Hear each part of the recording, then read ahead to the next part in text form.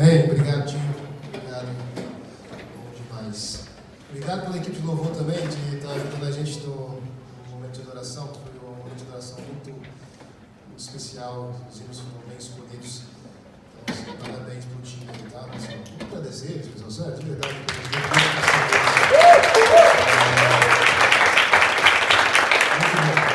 Muito bom estar tendo vocês servindo nessa capacidade, ajudando a gente como igreja a cantar hinos que fazem sentido, que são teologicamente corretos e certos, e que engajam não só a nossa emocional, mas a nossa mente também nas palavras que a gente tem cantado. Então é bom demais, bom demais. Eu queria dar bem-vindos para aqueles que estão aqui pela primeira vez também, se tiver alguém aqui pela primeira vez, e dizer que vocês são muito bem-vindos, de verdade. Dizer que eu sempre falo isso, e é verdade que a gente existe por causa de vocês.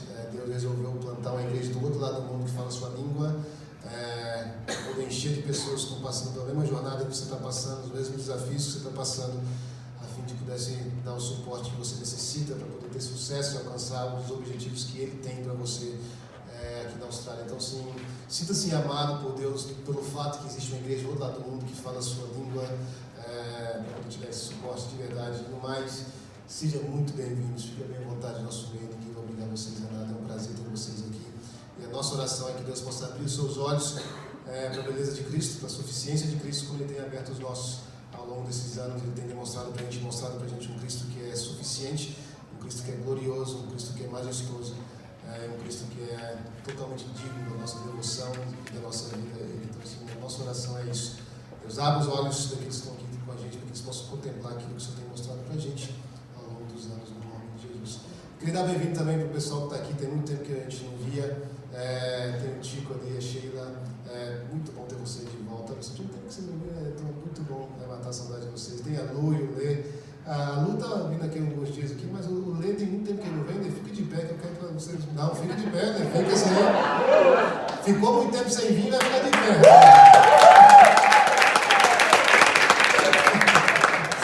Tem motivo, tá, pessoal? Que não está vindo esse dia, ele mudou para Canberra, está morando em Canberra agora, mas é um prazer receber você e a sua família. E é um prazer também servir vocês em Canberra também, através do alemão do time lá, de tudo que Deus tem feito lá. De verdade, muito bom ter vocês de volta. A Baiana também está de volta no Brasil aí, né, Baiana? Muito bom te ver aqui de novo. Passou um tempo no Brasa. Mas agora chega de encher de linguiça, né? Vamos pregar, né, pessoal? Daqui a pouco o pastor está falando mais do que tudo. Vamos lá! Hoje eu vou estar falando sobre, eu vou estar pregando um pouquinho diferente do que eu normalmente prego, porque a gente não tem um texto-chave para a gente poder pregar e meditar sobre aquilo que a gente vai fazer. A gente vai estar meditando mais no contexto geral de um livro da Bíblia. A gente vai estar olhando para um livro da Bíblia, olhando sobre o propósito, com qual esse livro foi escrito, olhando para o contexto em qual esse livro foi escrito, e daí tirando algumas conclusões daquilo que a gente vai estar apresentando aqui, das verdades que a gente vai estar apresentando, tirando algumas aplicações para a gente. E o livro que a gente vai estar meditando essa noite é o livro de Juízes. É um livro que é bastante conhecido, é um livro do Velho Testamento.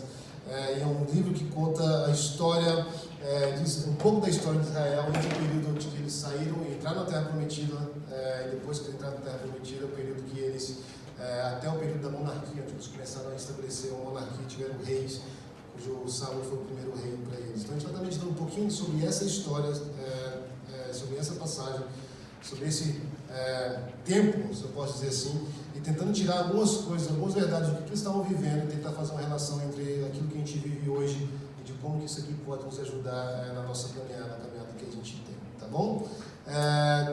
Feche seus olhos aí, eu quero orar de novo, eu sei que o time já orou, mas oração nunca é demais, é isso que a gente acredita, e eu queria te dar a oportunidade de poder pedir para Deus, fala comigo agora, Senhor, em nome de Jesus. Tem como você fazer isso? A sua oração tem muito mais poder sobre a sua vida do que a minha. Olhe para que Deus possa te dar um coração sensível, um coração que se submete às verdades que são dele, um coração que percebe e que discerne as verdades que estão sendo faladas, que vem de Deus e que aplica, que tem desejo de viver essas verdades.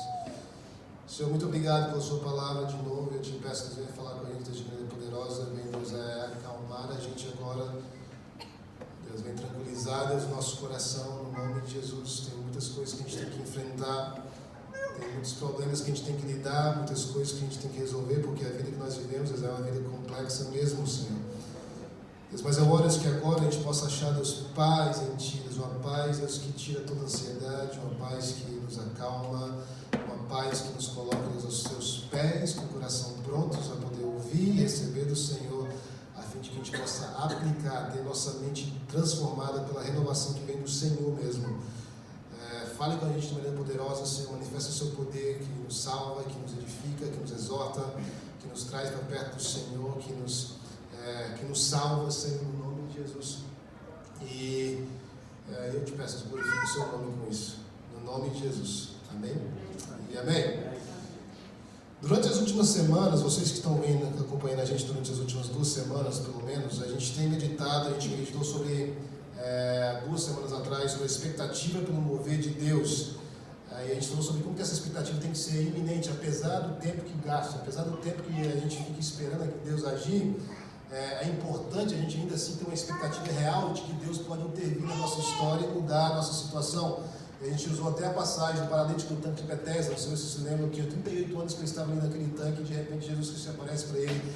O cara já tinha perdido a expectativa do agir iminente de Deus, já estava conformado com aquela vida dele de paralisia ali, mas Deus entrou na história dele e a gente foi encorajado a não perder de perspectiva o fato de que Deus pode agir de maneira iminente mesmo, de maneira agora, aqui e agora em nossas vidas e mudar a nossa situação.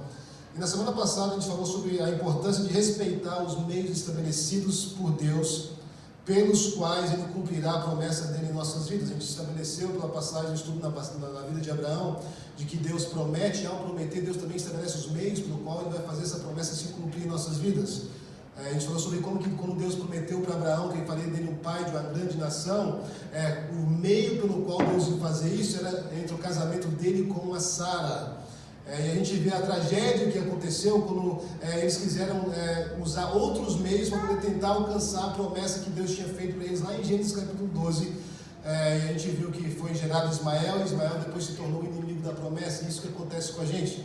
Quando a gente tem uma promessa de Deus, a gente tem alguma coisa que Deus prometeu para a gente poder viver, e a gente está esperando, e o tempo faz com que a gente desanime de esperar, a gente tem a tendência de criar meios que Deus não otorgou para poder fazer cumprir a promessa dele em nossas vidas, e a gente acaba tendo algo que a gente pensa que é a promessa e se contenta achando que aquilo que é a promessa, quando na verdade não é aquilo que Deus tinha prometido.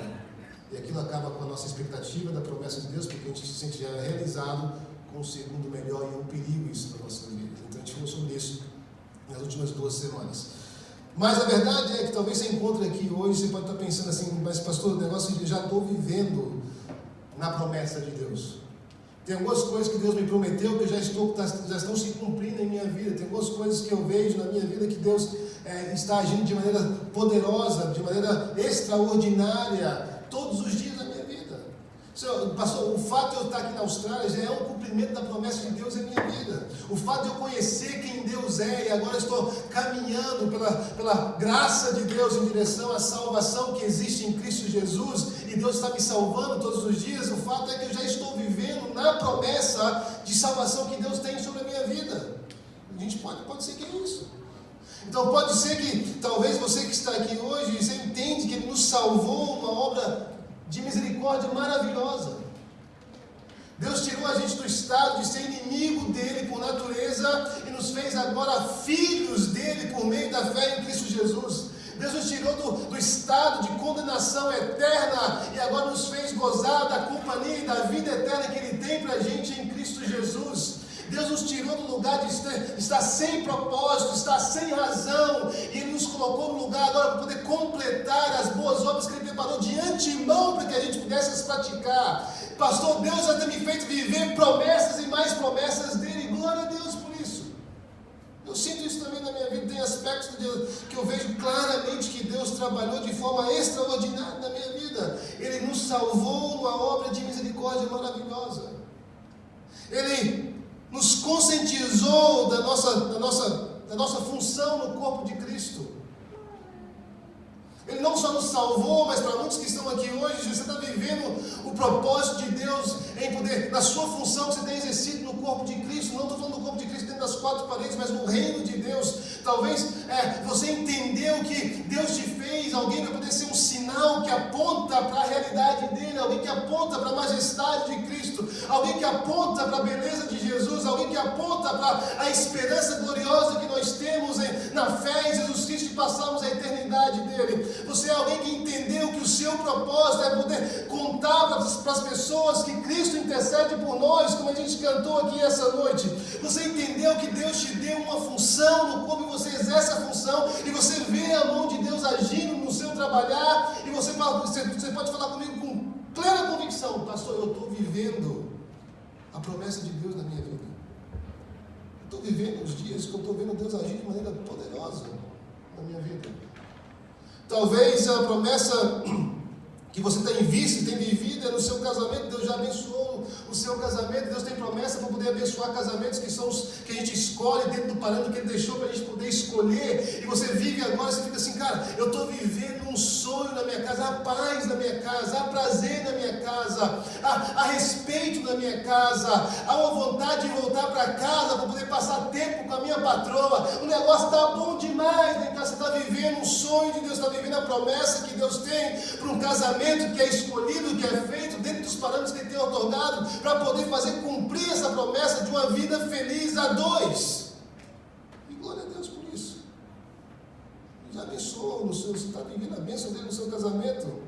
Ele já te deu o relacionamento que você queria com seus filhos. Não há uma barreira entre você e seus filhos, então você e seus pais, vocês conseguem se comunicar bem. Algo que eu não estou conseguindo fazer, né, pessoal? Mas vocês conseguem se comunicar bem. Há um respeito dentro da sua casa, há um amor que é extraordinário dentro da sua casa. Você pode olhar para a sua família, você pode olhar para o seu irmão ou para a sua irmã e pensar: cara, como Deus foi bom comigo e me dá a família que eu tenho. Eu vejo que eu estou vivendo a promessa de Deus na minha família, a paz, a amizade, a respeito, a vida, a Deus, a louvor de Deus na minha família, a reconhecimento de quem Deus é, da obra que Deus realiza. Como é bom fazer parte da minha família. Talvez é isso. Talvez você está aqui, você está pensando: Ele já te realizou, Ele já me realizou financeiramente, pastor. Eu estou vivendo a promessa. Talvez já esteja menos, né, pessoal? Mas talvez tem gente que está assim: cara, Deus já realizou sim. Deus já satisfeito, meu coração está satisfeito com aquilo que Deus me deu. E não precisa ter muito, não. E, na verdade, a virtude está satisfeito com pouco. E talvez você está vivendo isso: Deus, eu estou satisfeito aonde eu estou financeiramente. O Senhor tem me abençoado de maneira maravilhosa. Eu estou vivendo uma promessa do Senhor. Se eu pensar de onde eu saí, de onde meus pais vieram, o Senhor foi fiel comigo. Eu ouço as histórias do meu pai, eu não consigo nem me relacionar com aquela realidade que eles viviam, onde eles moravam no morro, não tinha luz, tinha que buscar água na vasilha. A primeira calça que meu pai teve tinha 15 anos de idade. E eu fico assim: Senhor, cara, como que eu não posso estar satisfeito com aquilo que o Senhor tem me feito viver? O Senhor tem prometido cuidar de mim e cuidar das minhas necessidades. Deus, eu posso falar que eu estou vivendo a sua promessa. Nada me falta. Tem coisas que eu queria ter, tem muita coisa que eu queria ter, Senhor. Muitas delas são fruto do meu próprio egoísmo, do meu própria carne, querendo ter mais conforto nesse mundo. Mas tem outras coisas que eu queria ter. Mas mesmo assim, Senhor, as coisas que eu preciso, eu posso dizer claramente: o Senhor tem cumprido a sua promessa em minha vida e eu estou satisfeito com isso. Amém. A gente pode falar isso. Ele já abençoou a sua saúde física e mental. Você está aqui, beleza, você tem umas dor na coluna, você tem algumas outras coisas, talvez um probleminha de pressão alta, mas está tudo bem ainda, sua mente está no estado bom, você tem uma mente que funciona, você tem uma mente que consegue fazer raciocínio, consegue entender as grandezas de Deus, você consegue entender a palavra de Deus, você consegue ter uma conversa verdadeira com alguém, uma conversa franca com alguém, e você está assim: cara, agora, glória a Deus, porque eu tenho saúde física e saúde mental. Pastor, eu estou vivendo tempos maravilhosos, eu posso dizer que eu estou vivendo as promessas de Deus em minha vida. E a verdade é que a gente vai estar vivendo mesmo em todos os estágios da nossa vida alguma promessa de Deus. Alguma promessa de Deus. E nós encontramos no povo que nós vamos estudar essa noite pessoas nesse estado. Eles estavam vivendo a promessa de Deus. E a gente quer olhar para eles e pensar assim, beleza, tem algumas coisas que esse povo aqui fez que a gente não quer cometer o mesmo erro deles. A gente precisa aprender a viver dentro das promessas do Senhor. A gente precisa aprender a viver vendo o cumprimento das promessas de Deus e ainda mesmo assim guardar o nosso coração de maneira que glorifica Ele, que nos mantém no lugar certo. Então, no livro de Juízes aqui, a gente vê que eles haviam sido escolhidos como povo de Deus em Abraão, como a gente viu na semana passada, eles tinham sido escolhidos em Abraão, e lá no Gênesis capítulo 12, e esse aqui é a descendência desse Abraão. Anos se passaram depois do capítulo 12 aqui, mais ou menos aqui uns 600 anos, 500, 600 anos passaram desde que Deus chamou Abraão, e nós vemos aqui agora que os descendentes de Abraão que se tornaram o povo de Israel, que era o povo de Deus.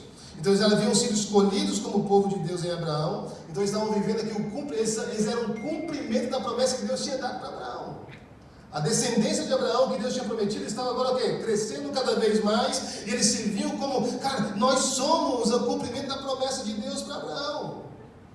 Como Deus falou a Abraão, eles já haviam passado também pela opressão do Egito. Eles haviam sido escravos do Egito, eles haviam sido escravos por muitos anos ali. Eles já haviam visto a mão de Deus agir de maneira poderosa, os libertando da escravidão do Egito, por exemplo. Esse é o povo que nós encontramos aqui em Juízo, o povo que havia visto Deus agir com mão poderosa, libertando eles da maior potência da época militar, da maior potência econômica da época, e sendo tirado do meio daquele lugar de opressão, e tendo liberdade, enfim, porque Deus agiu em favor deles. Eles já haviam encontrado com Deus no Monte Sinai, visto a glória de Deus descer sobre o monte. Eles haviam feito alianças com Deus, eles já tinham experimentado o cuidado e proteção de Deus pela caminhada no deserto, quando era uma coluna de nuvem durante o dia para poder os livrar do calor sufocante do deserto, uma coluna de fogo à noite para poder aquecê-los durante a noite fria do deserto. Eles comeram durante 40 anos o maná que descia dos céus, carne que Deus provia. Eles beberam no deserto, não passaram e não morreram de sede no deserto. Eles viram a mão de Deus caminhando eles em direção à promessa. Eles estavam vivendo a promessa que Deus havia dado para Abraão. Eles haviam entrado agora e ocupado a terra que Deus havia prometido a Abraão que daria aos seus descendentes. Eles estavam olhando para si mesmo e dizendo, cara, a gente é a geração que está vivendo todas as promessas. Nós somos esse povo. Então, qual é o contexto que esse livro é escrito? Os descendentes de Abraão, então, os israelitas, eles haviam sido feitos escravos no Egito. Então, eles, assim como Deus, quando chamou Abraão, não sei se vocês leram uma passagem que a gente estudou na semana passada, mas quando Deus chamou Abraão, Deus também falou para Abraão o negócio seguinte: vocês vão herdar essa terra aqui. Mas veio sombras durante um sono que Abraão correu. Ele teve mais ou menos uma visão, um sonho, onde que veio trevas sobre Abraão, e Abraão ficou atemorizado. Deus falou com ele: o negócio é o seguinte, Abraão, a sua descendência vai ser oprimida por um povo durante tanto tempo, mas depois eles vão voltar para esse lugar aqui. E justamente isso aconteceu, aquilo que Deus tinha falado. Os israelitas já haviam sido escravos no Egito. Mas o que Deus fez? Deus ouviu o clamor deles e levanta Moisés para resgatá-los. E Deus faz isso com mão poderosa. Deus manda 10 pragas.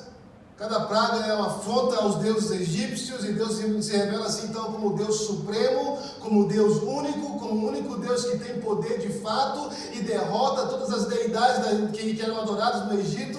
E o povo de Israel sai da escravidão pensando o quê? Cara, apesar de eles terem mais dinheiro, apesar de eles terem mais força do que a gente, nós temos um único Deus que é o grande Eu Sou, nos libertou das mãos desse povo. O grande Eu Sou nos libertou da escravidão. Deus levantou Moisés e resgata eles. Deus tira eles ali, eles passam pela travessia do Mar Vermelho, um grande exército de Faraó vem atrás deles, e para poder acabar com o povo de Israel. A gente sabe a história, eles passam a seco no meio do mar que Deus abre, o exército inimigo vem atrás deles, o mar se fecha, e eles se encontram do outro lado do mar, livres, caminhando pelo deserto em direção à terra que Deus prometeu para eles.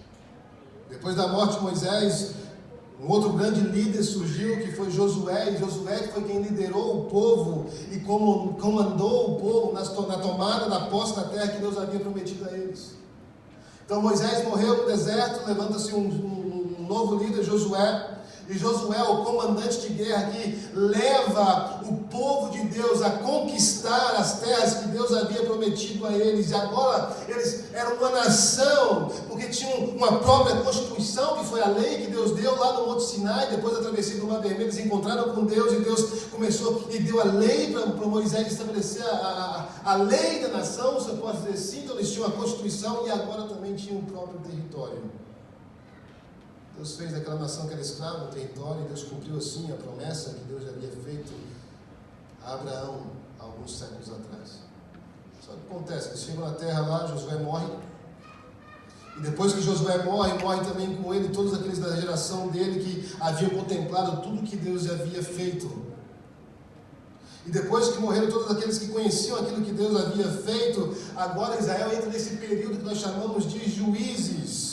Esse é o período onde que, desde a morte de Josué até o estabelecimento da monarquia em Israel, período que perdura mais ou menos uns 200 anos, e durante esse período não havia uma administração centralizada em Israel, não havia um governo central, não havia um Moisés, não havia um Josué, que as pessoas iam e esperavam receber comando dele, mas o povo dependia de Deus levantar juízes, pessoas que iam julgar o povo, pessoas que iam libertar o povo da opressão, pessoas que iam trazer de novo o povo de volta a uma devoção completa a Deus quando eles errassem. Então não havia um governo central, uma forma de governo central. Israel dependia de homens e mulheres que eram levantados por Deus para provê-los de liderança. Esses homens eram chamados de juízes porque eles exerciam o julgamento de Deus para expulsar e derrotar os inimigos, ou julgando os problemas internos do povo. O livro de Juízes tem como um dos seus propósitos demonstrar o relacionamento especial que Deus tinha com Israel, o seu povo, e como esse relacionamento se expressa em termos de juízo e de salvação da nação. E aqui a gente começa a pensar sobre, sabe o que isso aqui tem a ver com a gente? Porque a preocupação do autor em escrever Juízes era demonstrar como que Deus relacionava de maneira especial com o povo que ele havia escolhido, e como que esse relacionamento ele se demonstrava na prática, através de quê? Da correção, através do renovo, através da exortação e através do cuidado de Deus com aquele povo. Não é assim que Deus se relaciona com a gente hoje? Deus se relaciona assim também com a gente, de maneira similar com a gente. Esse relacionamento se expressa em termos de juízo e de salvação da nação. Esse relacionamento era baseado na aliança que Deus havia feito com os israelitas no Monte Sinai, após ter resgatado o povo da escravidão no Egito. Aliança que havia sido baseada na promessa que Deus havia feito a Abraão séculos antes. E a gente vê, pelo estudo do livro de Juízes também, que o território de Israel nesse período ele era dividido por tribos. Cada 9 tribos e meia viviam na região, depois do Jordão, e 2 tribos e meia viviam do outro lado do Jordão, antes da travessia que eles passaram para poder guerrear e conquistar a terra prometida. E a única coisa que unia esse povo, essas tribos que viviam separadas em Israel, era a sua história em comum. Era a aliança com Deus, Jeová, o Deus Pai que eles tinham. Era porque eles eram descendentes de Abraão. Era porque eles haviam feito uma aliança com Deus no Monte Sinai. Era porque todos os anos eles viam e eles ouviam o relato de novo daquilo que Deus fez. E os os planos não, mas as regras, se eu posso dizer assim, os requisitos de Deus em relação à aliança que deveriam ter com Ele, a maneira que eles deveriam viver diante daquilo que Deus estava ofertando, diante daquilo que Deus tinha feito por eles, e eles todos os anos assumiam de novo o compromisso e renovavam a aliança com Deus, dizendo: Senhor, nós queremos ser sim o seu povo, nós queremos sim viver da maneira que o Senhor está colocando para a gente poder viver, porque afinal de contas, o Senhor nos fez o seu povo, e nós queremos viver esse chamado. Eles faziam isso. Então eles eram unidos dessa uma história em comum, uma aliança com Deus em comum. E o fato de que quem era o líder supremo deles, na verdade, era Deus. E as leis deles era a Constituição, as leis desse Deus supremo era a Constituição deles, eram as regras pelas quais eles deveriam viver sobre essas regras. E isso era o que separava eles dos demais povos, isso que fazia deles diferentes, isso que fazia deles povo de Deus. O que fazia deles o povo de Deus? Deus era o Senhor deles e eles viviam de acordo com as leis desse Senhor. É isso que separava eles dos demais. E é isso que separa a gente também dos demais hoje. A gente é separado por quê? Porque nós somos feitos povo de Deus por aquilo que Ele fez em nosso favor. E agora a gente tem Ele como Senhor. E a gente quer se submeter às leis e à forma como que Ele quer que a gente viva a nossa vida. Em gratidão àquilo que Ele fez por nós. É isso que nos separa dos demais. Essa é a diferença que existe do cristão e do não cristão. Porém, gente, havia pouca unidade entre as tribos de Israel durante esse período. Apesar de eles terem entrado juntos ali e terem ajudado uma a outra a guerrear, existia pouca unidade. Para começar, as tribos muitas vezes estavam separadas umas das outras por territórios que ainda não haviam sido conquistados dos cananeus. Então existia um povo que habitava naquela terra e tinha partes daquele território que ainda não haviam sido conquistadas. Eles separavam, eles moravam no meio do povo de Israel. E os cananeus, eles eram muito bons cultivadores de alimentos, eram muito bons em agricultura. Eles cultivavam a terra e eles atribuíam o sucesso deles à adoração dos deuses da fertilidade, Baal e Asterote. Os israelitas, gente, eles eram atraídos a esses deuses. Eles eram atraídos a esses deuses de forma cada vez mais crescente, misturavam a adoração a eles com a adoração a Deus. Uma realidade muito próxima minha e sua, porque nós somos chamados, sim, a viver de forma diferente, mas ainda existem aspectos que militam e que não honram a Deus. E a gente é tentado sempre a se submeter a esses aspectos, essas verdades, que não querem se submeter à autoridade do nosso Deus. E a gente se vê muitas vezes fazendo, sabe o quê? Flertando com aquilo que de fato pode nos matar, aquilo que de fato é a nossa maior ameaça, que pode nos fazer deixar de ser aquilo que a gente tinha chamado para ser, que é povo de Deus. De Deus. Então a gente vê que isso estava acontecendo aqui, gente.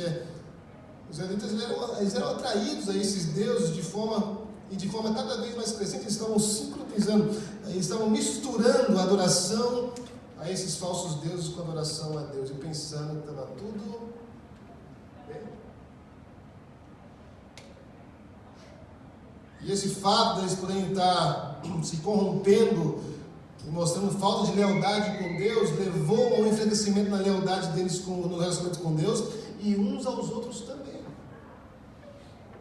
O relacionamento deles com Deus e uns com os outros, a gente vê no relato de Juízes que foi grandemente prejudicado. Por quê? Porque eles se contaminaram com os falsos deuses, eles assumiram para si ídolos.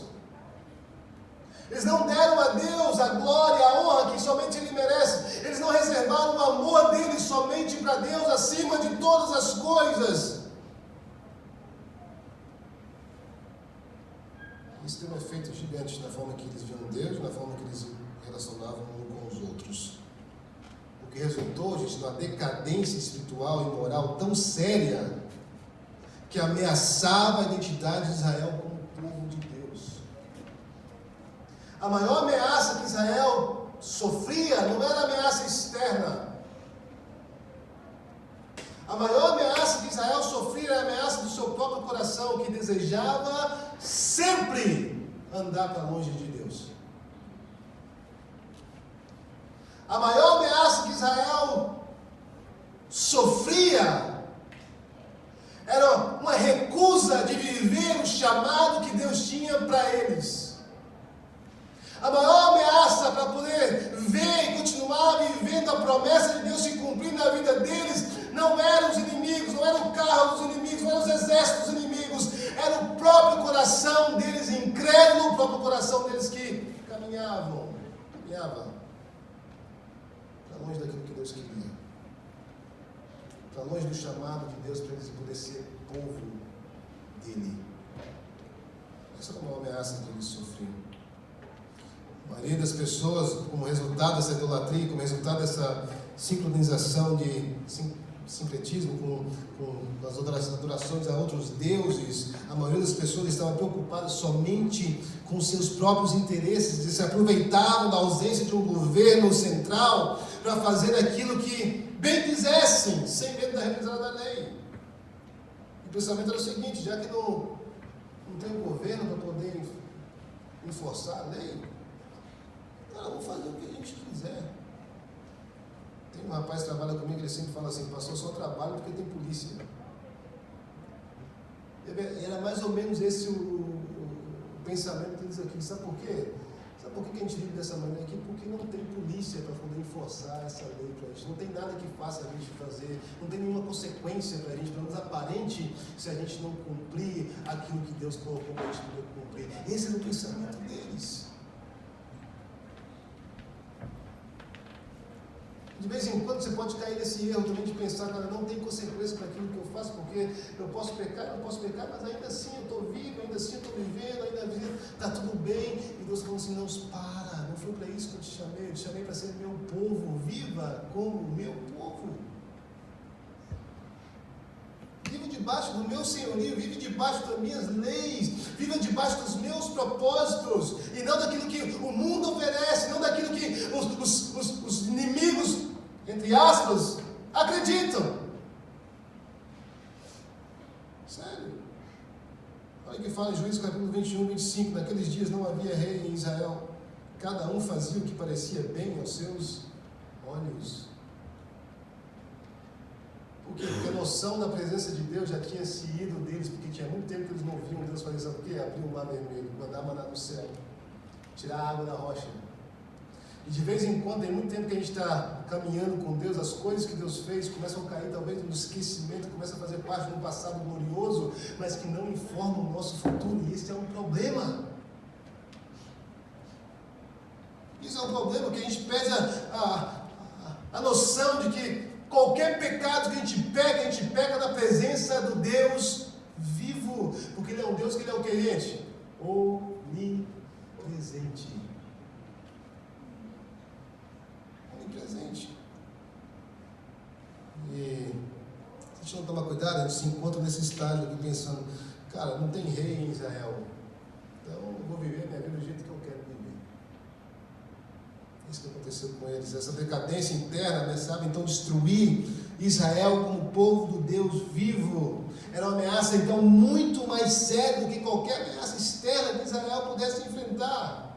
A razão pela qual havia entre os territórios das tribos de Israel, territórios cananeus ainda que não haviam sido conquistados, o autor de Juízes dá para a gente ter a razão também, era porque eles estavam em pecado.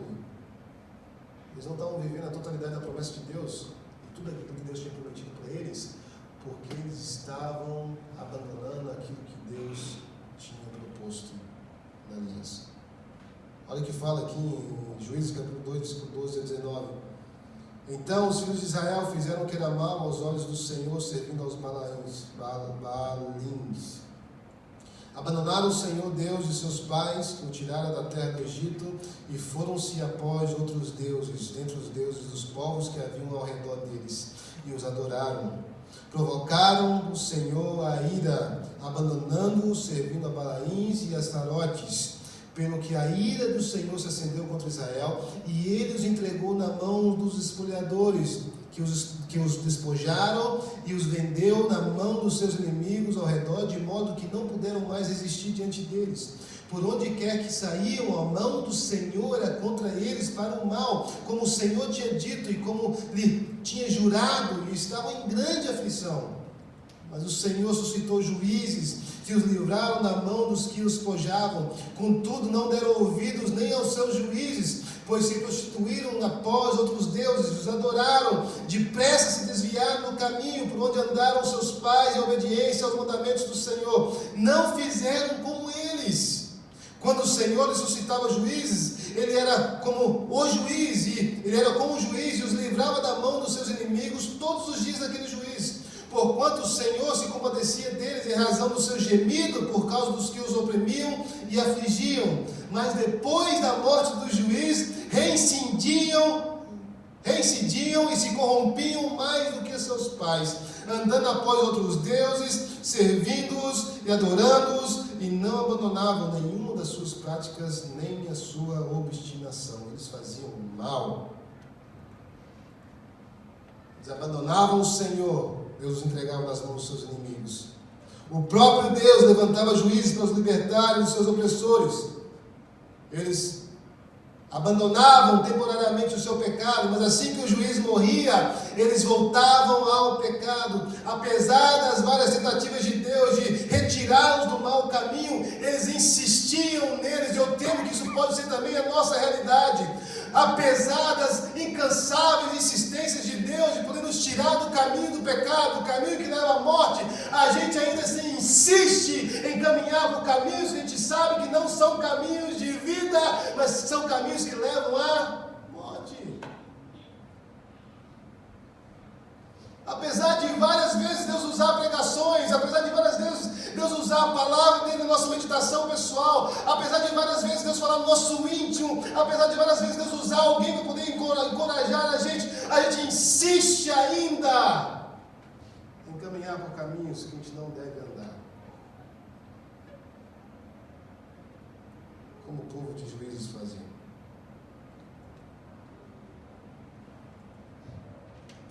Apesar das várias tentativas de Deus de retirá-los do mau caminho, eles insistiam neles. Depois disso, o autor, nos capítulos seguintes, vai relatar uma série de juízes que Deus levantou para livrar o povo e o constante ciclo em que o povo vivia. Qual era o ciclo que o povo vivia? Apostasia, opressão, clamor por misericórdia, salvação por Deus e a volta à apostasia. Esse era o ciclo que eles viviam. E de fato, pode ser o ciclo que a gente vive também, mesmo estando vivendo as promessas de Deus, mesmo estando vivendo as bênçãos que Deus tem prometido para a gente, mesmo vivendo os aspectos de salvação maravilhosos que existem em Cristo Jesus. Pode ser que a gente está vivendo nesse ciclo também, onde existe apostasia, depois a gente se sente oprimido, a gente se arrepende, a gente volta para Deus, a gente passa um tempo com Deus, mas depois a gente faz o quê? Abandona Deus de novo e volta para o mesmo lugar de apostasia.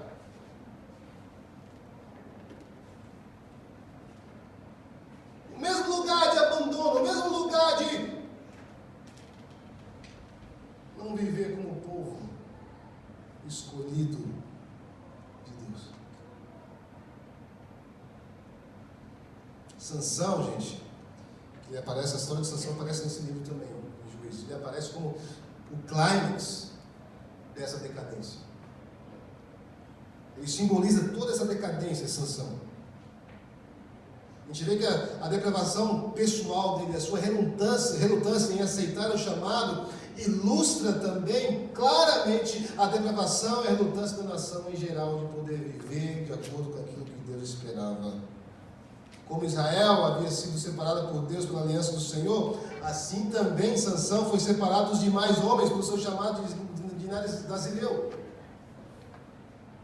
Assim como Israel tinha sido escolhido em Abraão lá, por um ato de graça de Deus, Sansão também foi escolhido no ventre da sua mãe e a instrução era que ele seja nazireu, separado para Deus. Como Israel era separado para Deus. Nazireu é o termo que designa uma pessoa para serviços de Deus. Como Israel havia saído ao encontro dos deuses estrangeiros, Sansão também buscou mulheres estrangeiras no povo do inimigo de Deus, algo que era proibido pela lei. Israel desejou ser como as demais nações, numa afronta ao chamado de Deus. Sansão desejou ser como os demais homens, numa afronta ao chamado de Deus. Como Israel repetidamente havia clamado a Deus em sua opressão, Sansão também o fez e Deus vinha em seu socorro. Em resumo, a relutância de Israel com seu destino e a sua perseverança, a perseverança de Deus com Israel em juízo e em graça, é também a história de Sansão, se você for ver. Mesma coisa. Você vai olhar a vida de Sansão, você fica assim, cara, como que Deus usou esse cara? Como que o Espírito de Deus vinha sobre esse cara e usava ele? misericórdia de Deus. Como que o Espírito Santo de Deus habita em nós? Não vem sobre a gente, ele habita em nós. Como?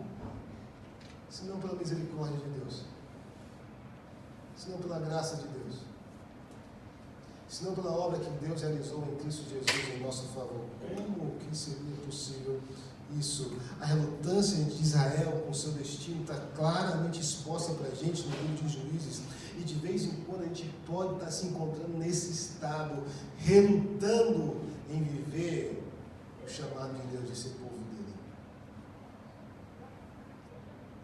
de viver para ele, de viver para a glória dele. Como que a gente encerra tudo isso que a gente está falando? Se a gente olhar pela maneira que o autor dos Juízes apresenta para a gente na sua narrativa aqui, o maior risco, como eu falei antes, o maior risco que o povo de Israel corria era o risco interno. O maior risco que você corre não é o que o diabo pode fazer. Não.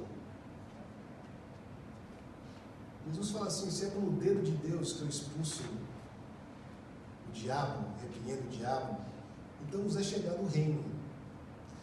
Quando Jesus fala isso, fica claro que não há opositor ao nosso Deus, não há um adversário do nosso Deus, que pode dizer assim. Deus, ele é supremo, ele é total autoridade é de Deus. O nosso inimigo, ele só age debaixo da submissão de um Deus todo-poderoso. A gente não tem que temer o diabo, a gente tem que temer aquele que é todo-poderoso. Amém. O maior inimigo nosso não é o diabo, o maior inimigo nosso, nossa própria carne. É o nosso próprio ego, que dá ouvidos àquilo que o inimigo fala, e não naquilo que o Deus Todo-Poderoso revelou para a gente na palavra dele, porque não traz conforto para a nossa carne. O que a gente faz? A gente troca o temporário, a gente troca o eterno pelo temporário, a gente troca o majestoso, que é futuro, pelo mediano, agora. O maior risco que o povo de Israel corria era o risco interno.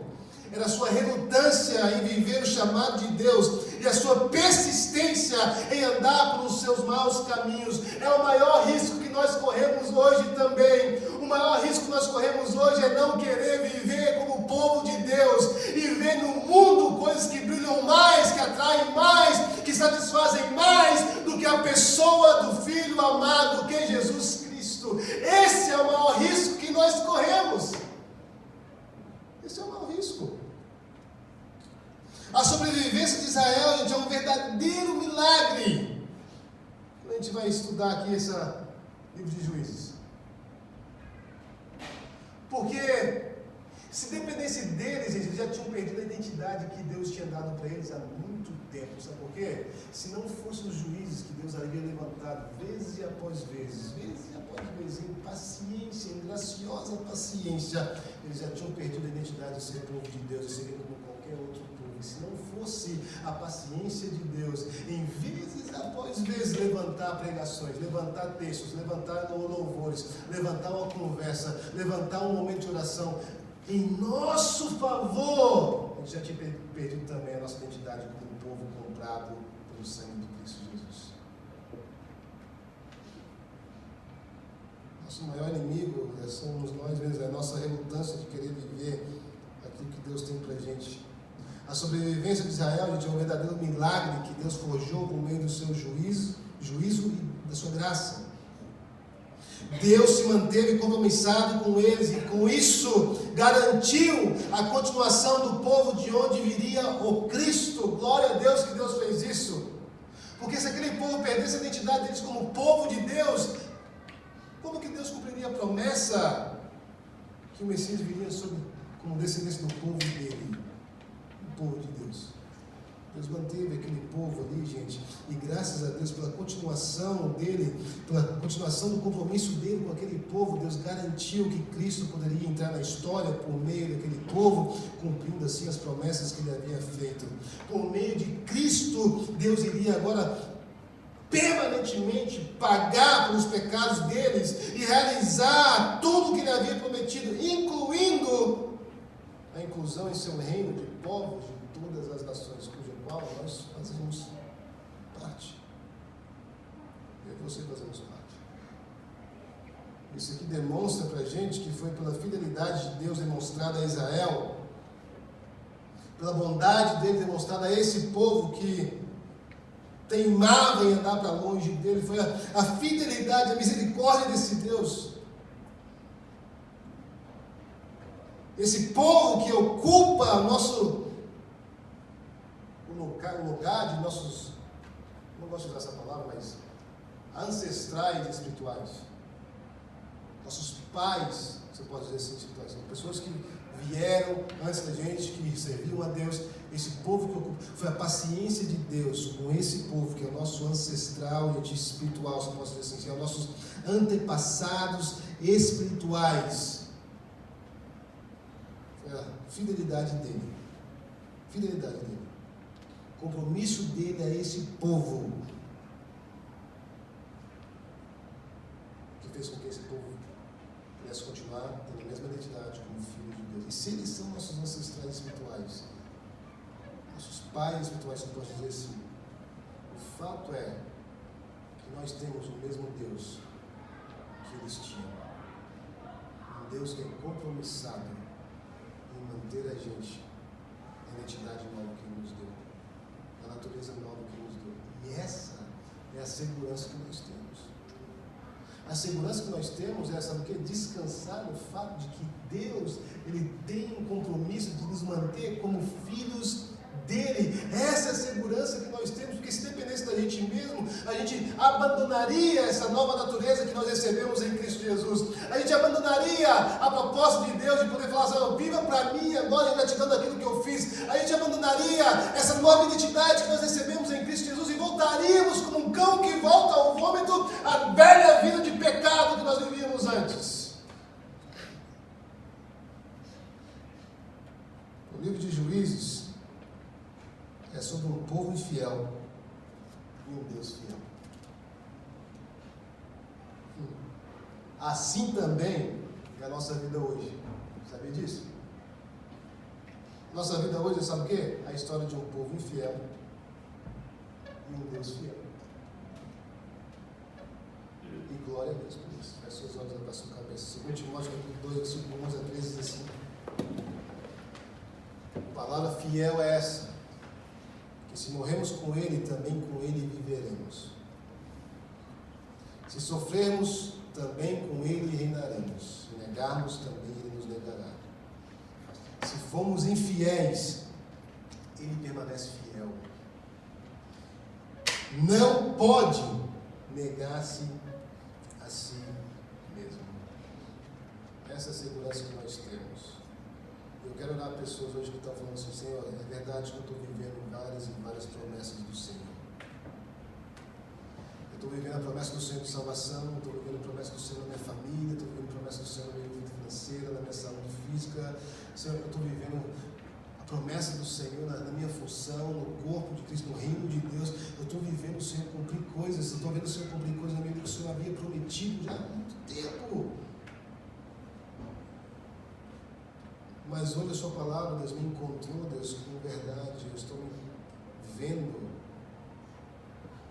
como se eu fizesse parte daquela geração dos juízes, geração de Israel que viveu nesse período. Eu olho para a minha caminhada, Senhor, de fato eu vejo ciclos, Senhor, na minha caminhada. Talvez eu seja você hoje. Eu abandono o Senhor, eu quebro a cara, eu volto, passo um tempo com o Senhor. Depois de novo eu começo a ser tentado e eu mato a tentação pela raiz, eu não procuro escape do Senhor, eu me entrego, eu me vejo de novo andando para longe do Senhor. E isso tem sido a minha história por muitos e muitos anos. Senhor, mas hoje eu ouvi a Sua palavra, Deus, e hoje eu quero firmar de novo minha aliança com o Senhor e te pedir, Senhor, me ajuda a viver como o Seu povo. Me ajuda de fato a ter o Senhor como o Senhor da minha vida, como o meu Rei, em nome de Jesus. Eu quero dar pessoas que estão aqui, que já estão também com o povo nessa época de Juízes estavam, porque não tinha um rei, cada um fazia o que quisesse. E talvez você entrou aqui hoje, sua noção de que Deus é um Deus que é distante, um Deus que não contempla as coisas que a gente faz, ou se contempla e faz finge que não vê.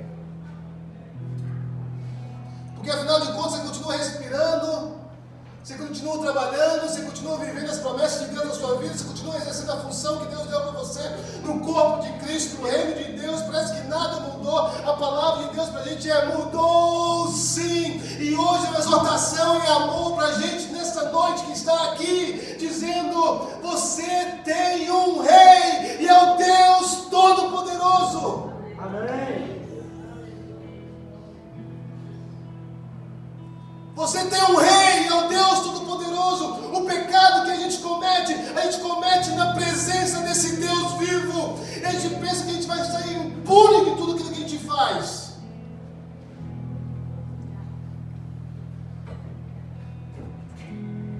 Quero dar pessoas que dizem assim: eu quero de novo ter a noção de que eu tenho um rei sobre a minha vida. Quero de novo, Senhor, ter essa noção de que existe uma lei pela qual eu devo viver, Senhor, uma lei de gratidão ao Senhor, uma lei que pega a sua cruz e segue a Jesus, uma lei que vive uma vida que é para servir, para a glória do Senhor, que é para o benefício do irmão. Eu quero viver essa vida, Senhor.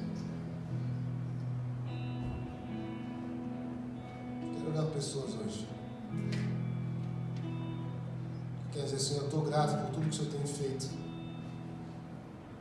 Mas eu sei, Deus, que tem mais, mas tem coisas que parece que travam, Deus, aquilo que o Senhor tem na minha vida, de viver mais ainda na sua promessa. Deixa eu falar uma coisa para você: tem sim, como na história de Juízes, tem coisas que travam a gente viver a totalidade daquilo que Deus prometeu para a gente, e é pecado. Pecado faz isso.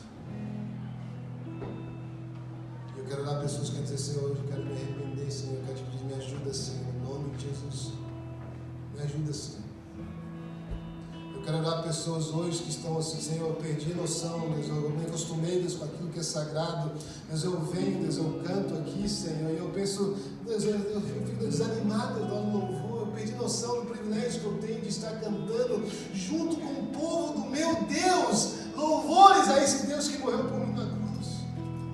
Senhor, eu perdi a noção do sagrado. Eu pego minha Bíblia, Senhor, eu não dou mais importância para ela, Deus, como ela deve ser tratada com importância. Eu já perdi noção, Senhor, e já me acostumei com o sagrado. Deus, eu vejo o Senhor fazendo coisas maravilhosas na vida de alguém, Deus, e nem glória a Deus sai da minha boca. Senhor, eu quero mudança na minha vida. Eu quero de novo, Senhor, ver a sua palavra me deixando de queixo caído. Eu quero de novo, Senhor, vir Deus para a igreja e Deus, contemplar o privilégio que eu tenho, que o Senhor tem me dado, e isso encher meu coração de gozo, de alegria, de gratidão, que me leva a me pôr de joelhos e cantar ao Senhor. Aleluia! Aleluias ao Senhor!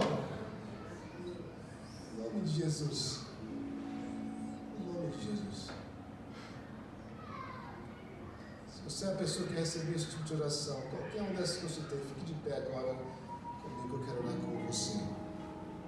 Todo mundo com essa parte, Deus abençoe, Deus abençoe, Deus abençoe, Deus abençoe, Deus abençoe, Deus abençoe, Deus abençoe, Deus abençoe, Deus abençoe, Deus abençoe, Deus abençoe, Deus abençoe, em nome de Jesus. É novo tempo, em nome de Jesus. É um tempo de não mais existir o chamado de Deus em nossa vida, de poder ser povo dele. Não, acabou esse tempo, no nome de Jesus. É um tempo agora da gente poder assumir a nova identidade que Cristo nos deu e trabalhar a nossa salvação diariamente.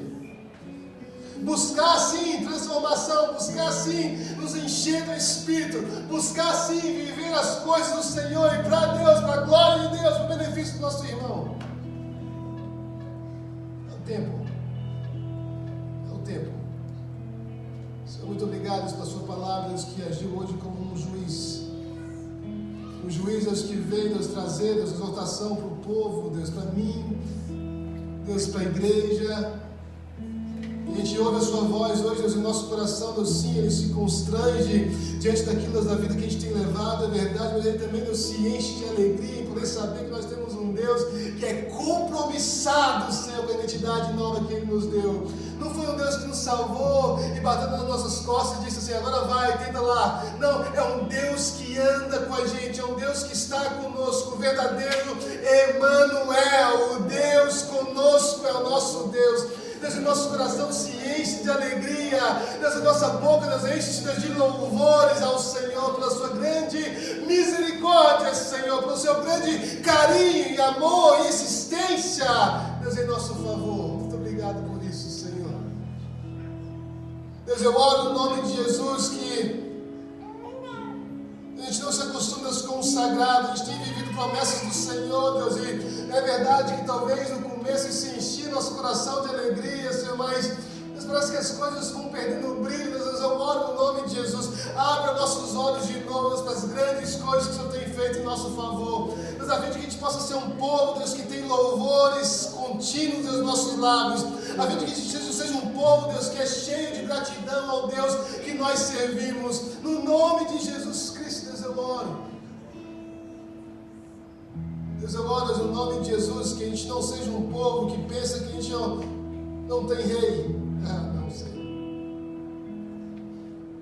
Deus, que a gente não perca, Deus, a verdade de que o Senhor está sempre presente. Jesus diz aos discípulos que o Senhor estaria com a gente até a consumação do século. Não só isso, o Senhor diz também que o Espírito Santo não estaria somente com a gente, mas estaria na gente, dentro, com a gente, dentro de nós, Senhor. Deus, eu oro no nome de Jesus, quando a gente estiver deparadas com a possibilidade de pecar, que o Senhor possa nos fazer lembrar dessa palavra. O Deus vivo, o Santo, está dentro de mim.